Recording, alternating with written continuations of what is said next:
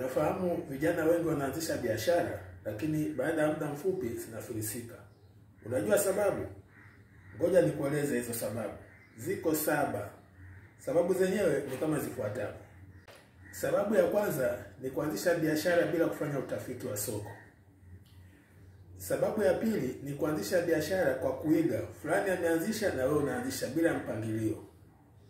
Sababu ya tatu ni kutoweka kumbukumbu za biashara, yani mauzo na matumizi yako.